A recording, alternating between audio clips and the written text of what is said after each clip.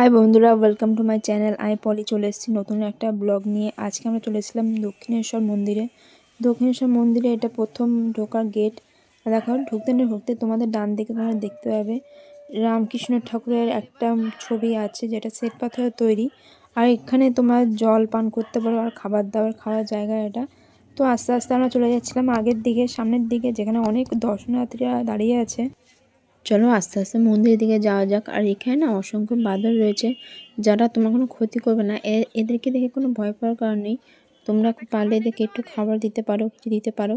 আর দেখো, উপরেও আছে, নিচে আছে, চারিদিকে অনেক অনেক বাদর রয়েছে।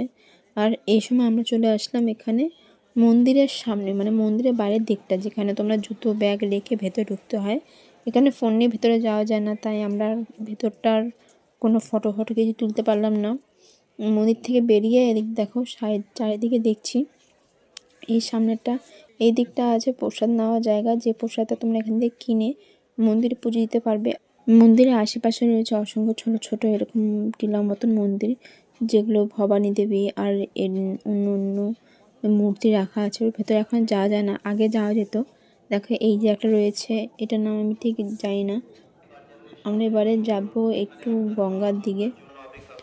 মন্দিরে গিয়ে যদি কেউ হারিয়ে যাওয়া চিনতে না পারো, সেই জায়গাটাও আছে এখানে, মাইকে অ্যানাউন্সমেন্ট করে দেয়।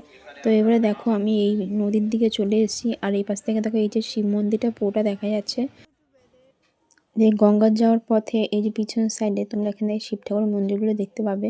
এর ভেতর প্রত্যেকটাতে প্রত্যেক রকম, মানে নানান রকমের শিব ঠাকুর আছে। প্রত্যেকটার মন্দির, প্রত্যেকটা শিব ঠাকুরের নাম লেখা। দেখো, বলতে বলতে আমরা ঘাটের দিকে চলে এসেছি। আস্তে আস্তে একটু সন্ধ্যের মতন হয়ে গেছিলো। তো দেখো, ঘাটে ভাবলাম আমরা একটু ফটো তুলবো, তো তা তোলা হলো না। তখন একটু জলই নিয়ে যাই, গঙ্গার জল নিতে আমরা নিচে গেলাম আর একটু হাত মুখ ধুয়ে আসলাম। সন্ধ্যের দিকে সূর্য দেখা কত সুন্দর লাগছে, পুরো একদম ডিমের কুসুমের মতন গোল হয়ে আছে। নিচ থেকে উপর দিকটা খুবই সুন্দর। তো এখানে আমরা জল টল নিয়ে এবারে যাব বাড়ির দিকে। আমাদের আজকের মতন দক্ষিণেশ্বর দেখা শেষ, সমাপ্ত হয়েছে। তো সন্ধ্যের এত সুন্দর আভা দেখে মনটা ভরে গেল।